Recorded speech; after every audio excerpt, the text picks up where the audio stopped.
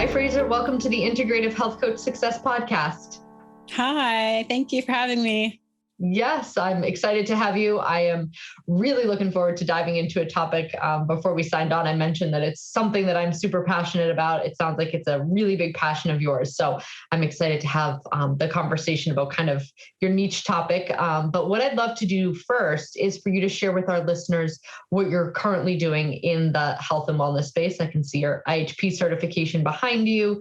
Kind of give us an overview about what you're doing with your certification currently. So I'm definitely working with clients. I also started a podcast, Natural Kids Health, which is like a massive labor of love, as we'll get into with having a daughter who's very, very sick. And so that's a big part of what I'm working on. I see people in person. I also see them online. I'm working on an app for caregivers who are burnt out. So I have a lot on the go. So I'm doing a lot of that and I'm really, really enjoying it. And yeah. That's great. Give us a little bit of an overview of kind of how you got there. Is this something that you were always doing? Kind of where did you start out in your college years, career, and walk us through kind of how you ended up here. Yeah, sure. So I have like a very weird, interesting story, I guess. I was an international athlete my entire life since I started judo when I was 3 years old. So when I was in diapers, I say. So I just spent my whole life training I competed all over the world. And so it started with that. And then I had a little girl and she was very sick. So that I had hoped to go to the Olympics, but I had ended up having to really spend lots and lots of time with her, caregiving for her. She was in and out of the hospital. I was a personal trainer at the time as well. And so I had realized that people weren't losing weight, like with doing all the right things. And in that moment, I kind of realized there's like a missing link. Like there's a psychological link that people, even when they do all the right things, they're still going home and eating Doritos and, things like this. And it was really interesting to me. I didn't understand why they were doing that and why they couldn't get as good of results. So I was really interested in the psychology behind it. So I went back to school and I actually put myself through school. I got a degree in psychology, trying to understand why people self-sabotage themselves so much. So that kind of got me really into that line of work. And then I wanted to get a master's in counseling my goal was always to help those same people I worked with personal training, but then to actually get full healing, not just lose some weight and gain it back, which is what you see so often in that if you don't kind of heal from the inside out. So I signed up for a master's degree. And just before I was supposed to start it, my daughter got exceptionally unwell. So I had to kind of put a halt on that.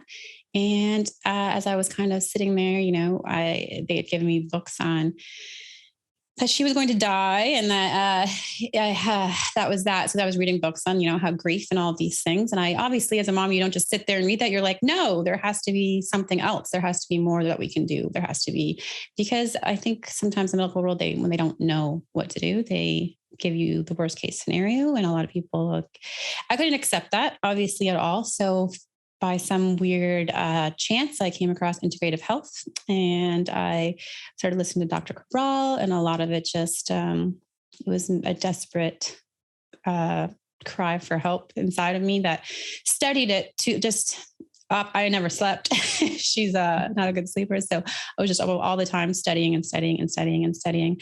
I became an integrative health practitioner level 2, got certified by the American Board of Drugless Practitioners, just did everything I could, started putting her through protocols, seeing her get better, seeing really good results and just where we came home and she was doing well.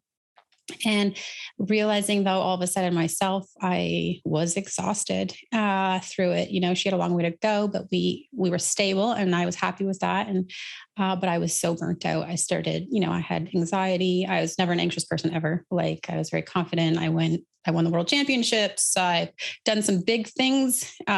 Stress didn't bother me. I've always been a healthy eater, took care of myself, but the overwhelming stress of it all, I started having panic attacks and whatnot, and insomnia. Anyways, long story short is I bought her the big 5 labs, she couldn't do the adrenal lab. So I did it. And I realized, I had burnt myself out, adrenal fatigue massively. My hormones were all out of whack. And it got me to the point where it took some functional medicine, some different things, and not even a lot of them, to be honest, to get off antidepressants, because antidepressants come with their own whack of side effects, which was horrible. Anyway, so now I'm just out there trying to help others do the same thing. And I like to work with kids, but I also like to work with their whole families, because moms are exhausted and caregivers are exhausted. So I'm really trying to reach out to people who are just, have this chronic, crazy stress that has worn them out, where they're at their breaking point, and help them. So that's kind of what I'm doing now, is just really trying to get that message out there and help heal those people who are the people trying to help their loved ones, I guess, if that makes sense. Yes. Yeah. Oh, which is such an important piece of it, right? Because we'll see intakes here at Equalife all the time where like moms might just mention like that they're taking care of an elderly parent, or like that a child is sick, and they just kind of like throw it in there. But we actually take it pretty seriously, because it's a whole lens of complete, like you said, burnout. And so amazing that you're able to kind of not only help children, but also take into account, I feel like it's such a special niche, and I'm sure it's so appreciated by the caregivers, whether it's a mom or a dad, that you're able to kind of acknowledge and support their role and exhaustion in the process, right? Because even though they may not have any like physical ill symptoms, right? There's so much emotional and, back drainage that can happen really with any acute stress. And I think kind of what you said at the beginning, where you're in constant like fight or flight mode. It's that this is your child, right? Your motherly instincts kick in, and like you're not sleeping. Your job is to keep this child well, and your body will stop at nothing biologically to do that. But there's a breaking point at the end. Yeah, 100%.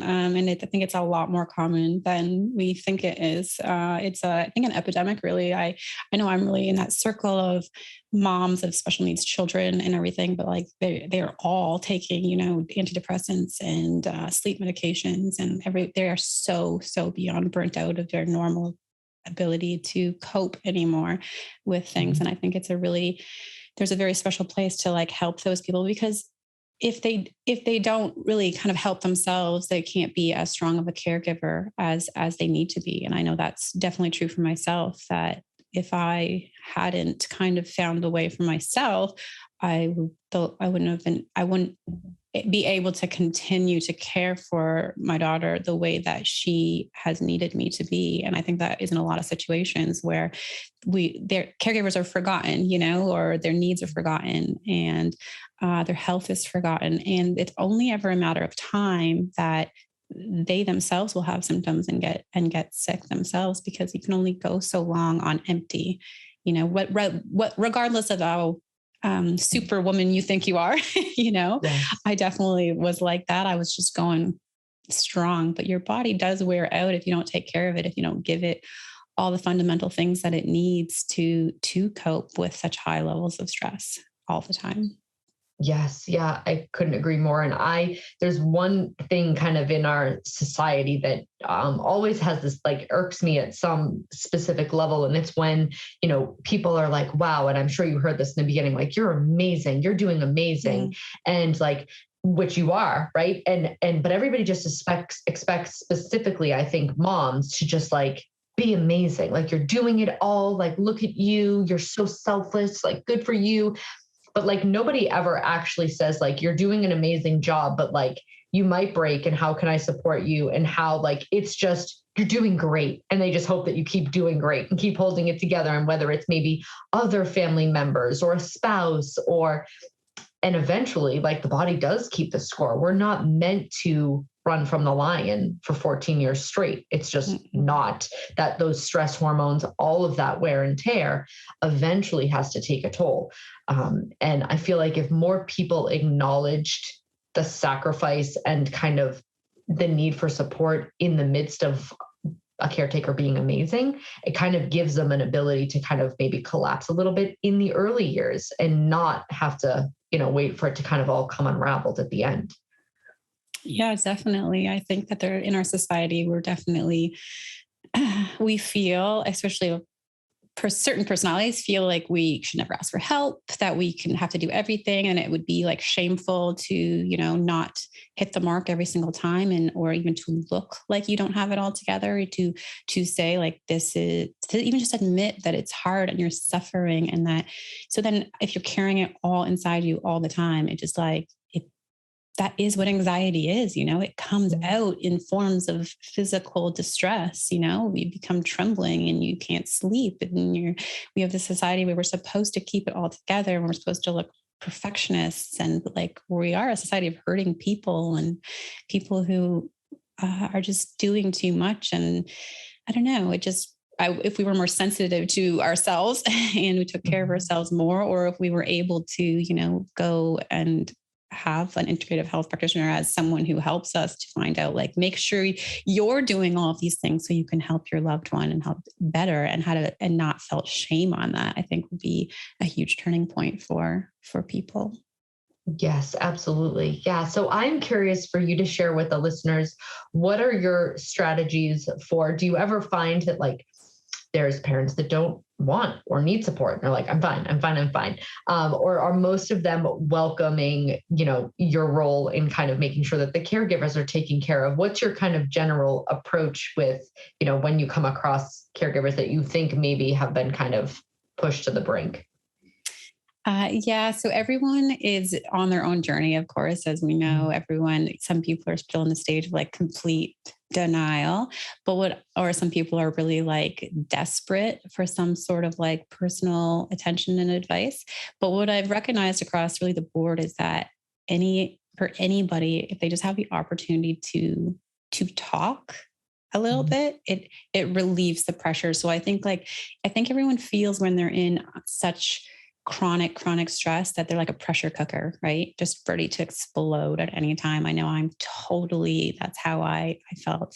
And I just think that if you can just like let the lid off a bit and let the steam out a bit for them by just letting them kind of like discuss it, talk about it, that's like, and then they just feel like, they can see like, I feel a little better.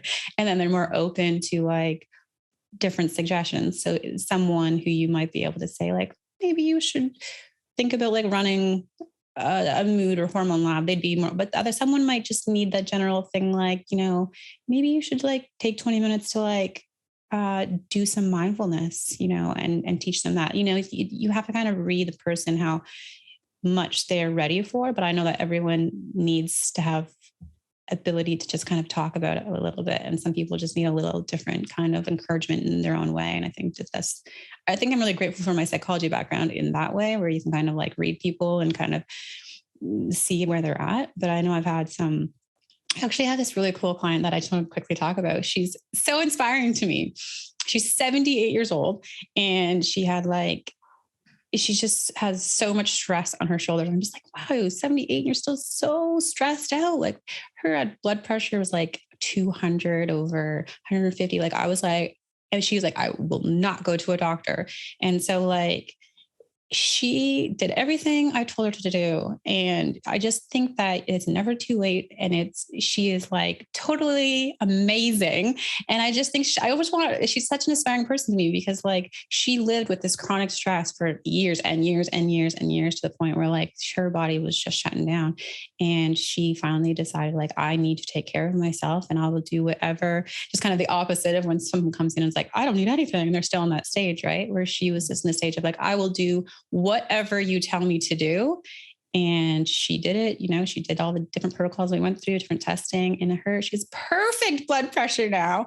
And I just hope that everyone out there just realizes that, like, if you really decide that you want to not live on this world of anxiety and stress to the point of like detrimental to your health, it is in your own hands. Like you can definitely do things that will help you tremendously to like feel better than you have felt ever before. And her stress wasn't taken away. Her things in life that were, the source of anxiety are still there, but she learned and she did the things that needed to be done to be able to manage and cope with it physically. Yes. Yeah. It's so powerful. I always tell clients, I can't change your external factors of stress, right? Like we can't change the Yeah. people we need to take care of, the world that we live in, all the societal, anything that happens outside of our body. My goal, and it sounds like your goal is too, is to always find whatever ways we can eliminate stress internally, right? Maybe it's that you have to get the gut in better condition, or maybe it's that we need to eliminate inflammatory foods or support the adrenals or support the thyroid.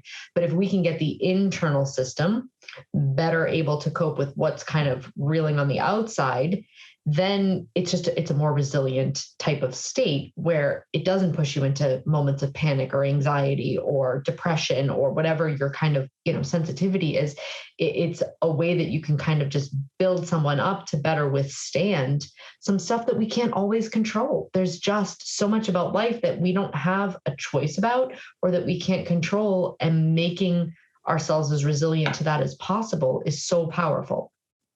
Yeah, I think that that's the thing, especially from my experience. I thought to do more would be better, to do more, to exercise more, and to um, do just more, but it's actually putting more anxiety on your plate. Like sometimes you have to do less and like give your body just what it needs to heal and to adapt and to cope, which like was really hard for me because like I'm a doer and I want to be exercise, but it's like adding additional stress. Like your body doesn't really recognize where the stress is coming from. It just knows that it's burnt out, and any stress is just like adding more fuel to that fire. So just like the ability to learn and to understand that okay, like the stress is here, adding more to it isn't the answer, where maybe exercise might have been the answer a couple of years ago in the beginning of the stress, but like adding more to that, I sometimes you have to like peel back, do less, give your body like just what it needs to like cool down your adrenals, like the adrenal supports were really amazing for me in the beginning. I honestly knew nothing about them initially. Until I got into integrative health and then did the test and I took them and I'm like, I feel like a different person. I'm just have more ability to cope. My pressure cooker isn't, ready to pop. It's just like, it's simmering down a bit. I gave my body just things that cooled it down, and now once you learn that and you see the result, you kind of, I don't need to take it all the time, but I learned from listening to my body. I'm like, oh, I'm getting really amped up, or stress, my external stress is just like, too high, and I can't do anything. So I need to take a little extra soothe. I need to take a little extra magnesium. Learning those things have been just fundamental to my ability to cope with my external stress. And I think that that's what I'd like to help people do is yeah, you're right. We can't change your external stress and no one maybe can, but what we can do is teach you what you can give your body to just cope the best it can, because at some point if you're not doing that it will 100% burnt out, no matter how strong you think you are mentally and physically. It eventually gets exhausted. It just does. Yes. Yeah. And the whole, pressure cooker scenario, we all kind of have like our own limits too, right? Like what it might take someone 3 years to get to the place that maybe it took you 8 years to get to. And so meeting, someone where they're at, what you said at the beginning, is kind of what you do with these caregivers. I think it's so important because maybe they're not there yet, but you can kind of foresee where they're going to get, right? And Mhm. kind of supporting them in that process. It is so important. And the women, I think, and I'm curious if you agree, it's just so much more of an issue with with the way our female structure hormonally is, the way we were biologically designed to deal with stress, what our kind of like role was. Right now we can work and we can be all these things, which is amazing, right? But our biological role, thousands and thousands of years ago around creation was to just reproduce, to kind of eat and reproduce, and we weren't meant to be running from the lion and hunting and gathering and going through like the physical stressors, right, that our body really just perceives as those two main stressors, right? Like you said, exercising is just more running from the lion after you've gotten home from 3 hours of doctor's appointments where you're kind of completely wound up inside. Well, now it's 6 hours of running from the lion, and your body's like, can't keep doing this. And understanding how our bodies recognize stress is a huge part of it for a lot of people. And until they hear it explained by a professional like you, it might be that yeah, they're like, I need to go blow off steam. I'll go work out. Well, you can blow off steam, or maybe you just need to cool the steam instead of create more, right? I mean, our female systems are more, I believe, delicate in how they respond to stress than male systems. Our hormonal, all of that structure is different. Yeah, definitely. We definitely weren't designed necessarily to do that, like run from the line, like we talk about so much, for sure. And I definitely think we have a role of having to constantly wear different hats in our society, where a lot of us, like single moms, are still having to pay the bills and make money and be nurturing to their children. And it's coming from all angles. But I will say, like, I'm in the jujitsu world very deeply, and I've met a lot of men who are also, there's, I wish that I could just help them be able to like deal with their adrenal, because like so many people who have PTSD, who have, worked in jobs like firefighters and have seen things, and they just have to deal with it differently. Like they need like the actual, lots of adrenal supports, and where like women need to like talk about it and be heard and cool down a little bit. Do you know what I mean? Mm-hmm. So I think both of us, both sexes, need to really ideally look at like their cortisol levels and their hormone levels, or all of these things, thyroids, and you just would get so much better effective results with being able to cope and manage with things like PTSD or recovering from trauma or abuse or all these things, if you just looked and saw inside, like, what has happened over time to my hormones and my thyroid. And you see it, and you see the imbalances, rather than just like, some people are really trying to just accept, like, this is just the way it is. Like, this is life and this is the way I am. But like, it doesn't have to be like that. You definitely, if you've gone through anything difficult, you have had, we call it trauma for a reason, like something traumatic has happened inside of your body. It doesn't have to be just psychological or just physical. We're a whole system. So if you've had psychological stress, you most likely also have had physically adaptations that have happened for you to be able to keep going in that. And I think looking inside and being able to see on a lab, like, oh, wow, yeah, like for women, I have estrogen problems, or a man might have testosterone, like the list goes on, and seeing that, I mean, you would just save so much time, and for anyone to be able to cope and to just be healing themselves psychologically as well, because now you've been given like kind of like what you need to work on that stuff. You can't really talk about the things if you're still anxious and you're still physically like under so much attack, it feels like, right? So I just think it would be really helpful if people could go and do that more and heal themselves and give their bodies exactly what they're imbalanced, and rebalance their bodies. And just then they can, recover so much easier and better and be able to withstand more stress. Yes. Yeah. And it really comes from going at it from a root cause level, right? Instead of, band-aiding it, which our conventional system likes to do with, prescriptions, which can be a great way to kind of bridge the gap, right? Like get somebody, down from the place of anxiety or up from their place of depression, so that they can kind of see the options and maybe do something like, natural health. Sometimes it's a great bridge in between the two, yeah. But if it's the only solution long term, it's kind of like, that underlying stuff is still brewing to some degree. And without that being addressed, you can kind of become more reliant on those, short-term strategies for the long term.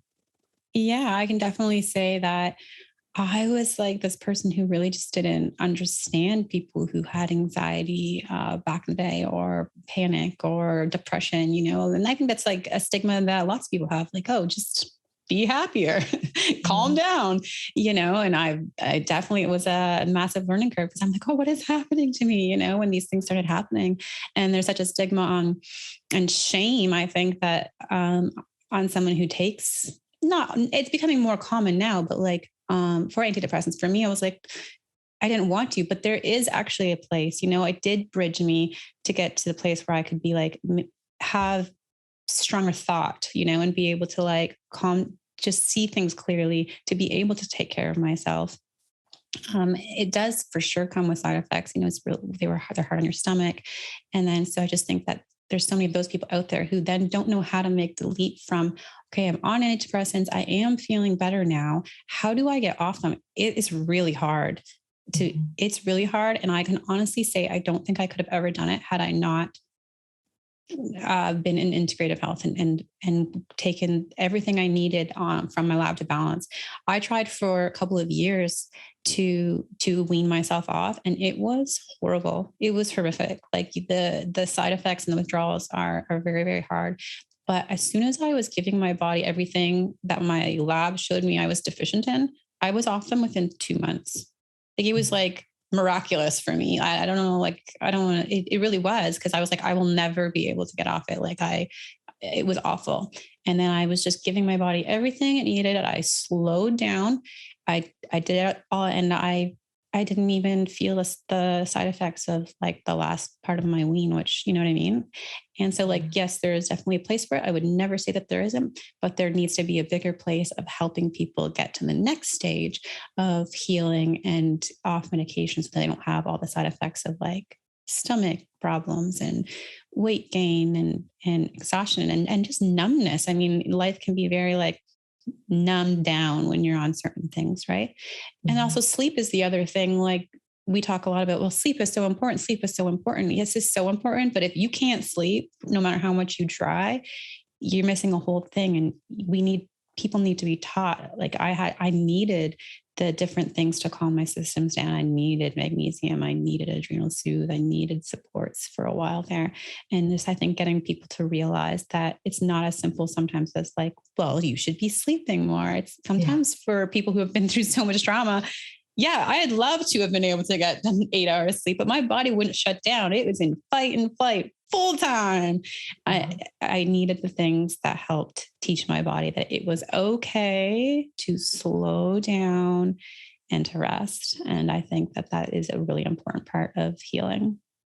Yes. Yeah, absolutely. And it goes back to that whole, like your body's it's a protective mechanism, right? Because if you're in fight or flight all day from the minute you wake up until the minute you're supposed to go to bed, the body again just thinks you're in physical imminent danger. And so it's like, well, we can't put her in a dead sleep. What happens if the lion comes around the corner? Like it'll catch her and be dead.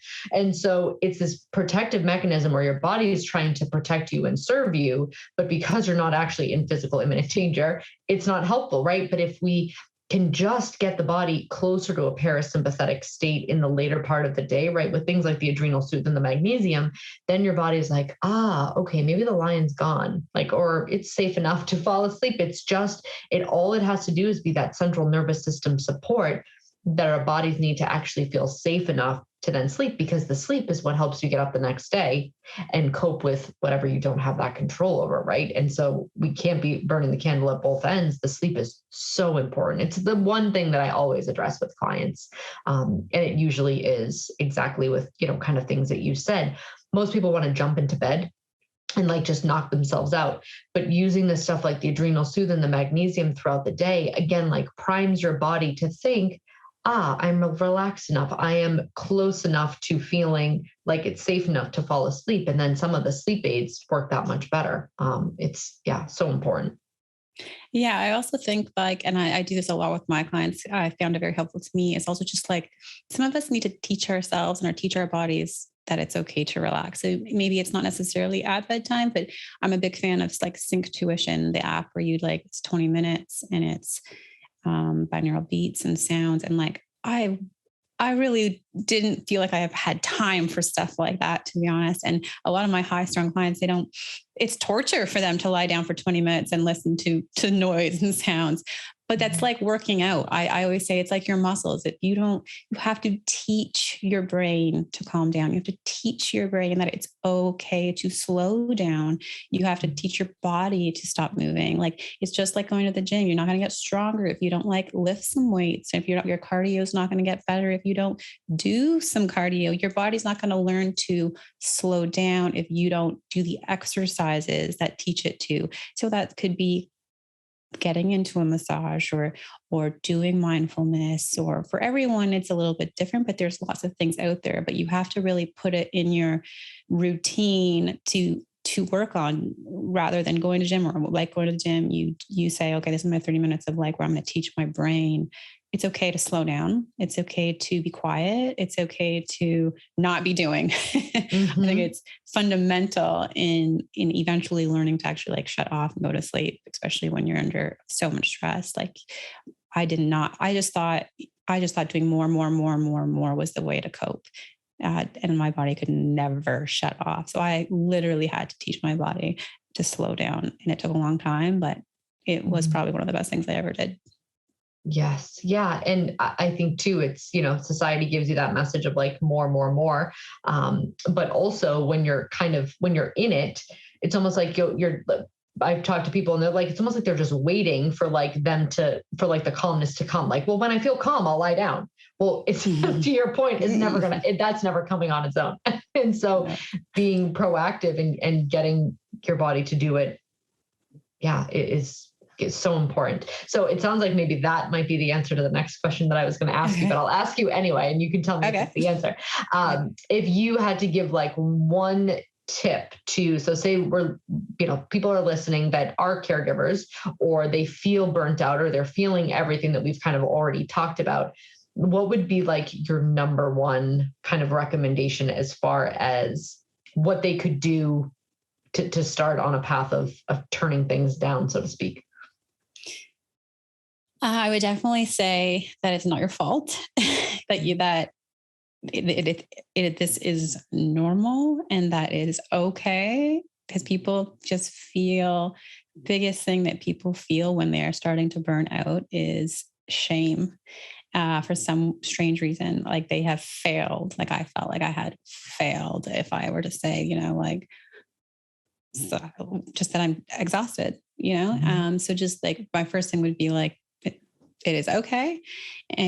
You will be okay. It is okay to ask for help, and that you will actually be a better caregiver or whatever it is that has brought you, a better worker, if that's what has brought you your stress, if you take time to recover and allow yourself to heal. So like you will be more efficient at work, or you will be a more efficient and successful and productive caregiver and this is like proven, if you take time to care for yourself. If that means, doing mindfulness. There is a lot of research that shows doing 20 minutes of mindfulness every day is just as effective as taking antidepressants. It rewires your brain to calm down and have a better, pathway to cope with high end stress.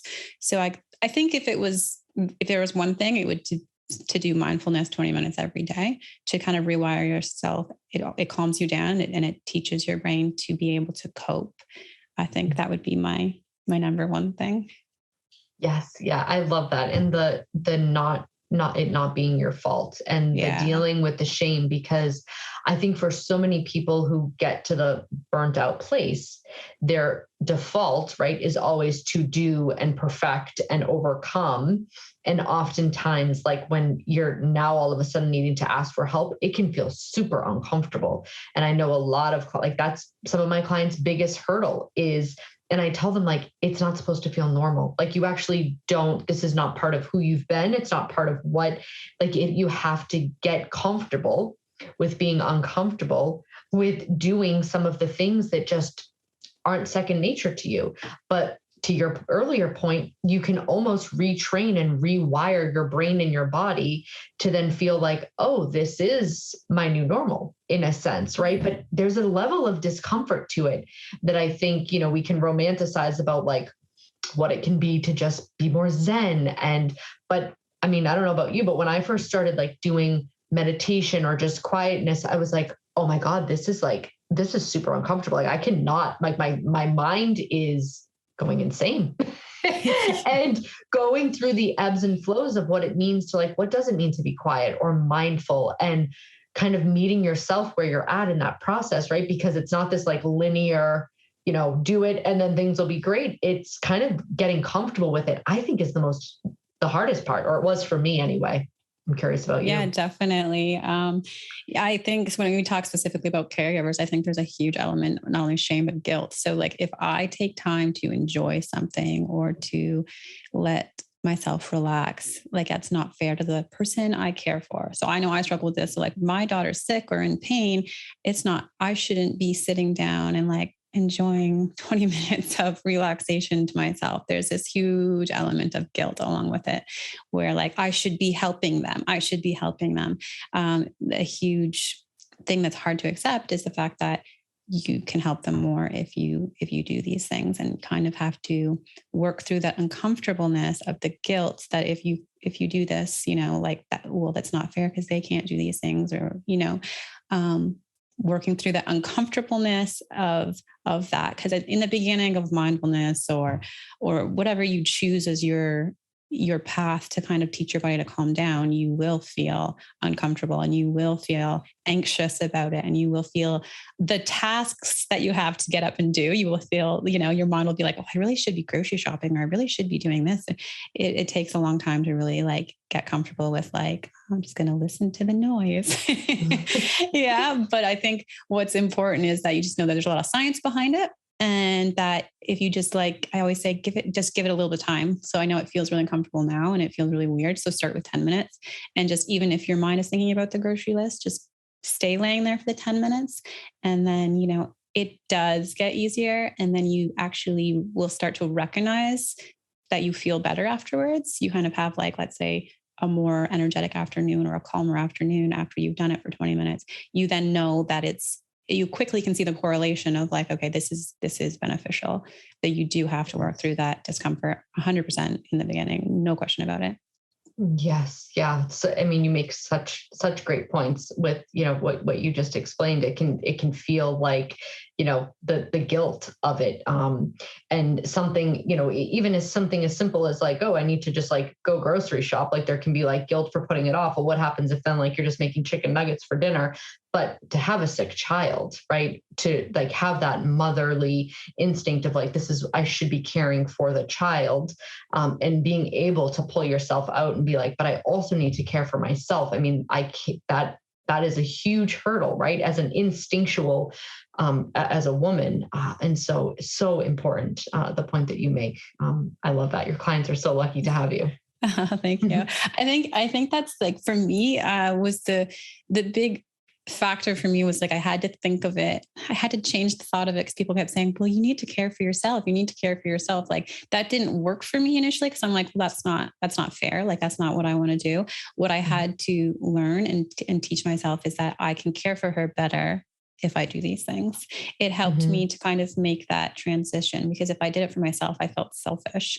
But if I saw the science behind it, and that doing it for myself, for her, would be most beneficial for her, that made me be able to do it. And I think that a lot of people need to hear that there's a lot of science behind it, and you will actually 100% be able to care for that person or deal with whatever stress you're going through better if you take the time, just that little bit of time, to do the things that make you your best self. Yes. So I just think that was important. Yes. Yep. I completely agree. And it's all about meeting someone where they're at, right? Like that was the language that resonated with you. And for maybe someone else, there's, a different language that resonates with them. But however you can get somebody to see that their care ultimately affects what they bring to the world, what they bring to others, it is a direct correlation, I think, is powerful. Thank you so much for this chat. This has been so wonderful. Where can our listeners find out more, whether like social media or a website, places that they can find you online? Yeah. So my podcast is Natural Kids Health, and I like to keep things simple. So my website is fraserbridgeman.com, and Facebook, Instagram at Fraser Bridgeman. Pretty easy. Yes. Oh, so great. Thank you so much for being a guest on the Integrative Health Coach Success podcast. I think we brought so much beneficial information to the listeners, and I'm really grateful for you being here. Thank you. Thank you so much for having me. It was wonderful. Thanks.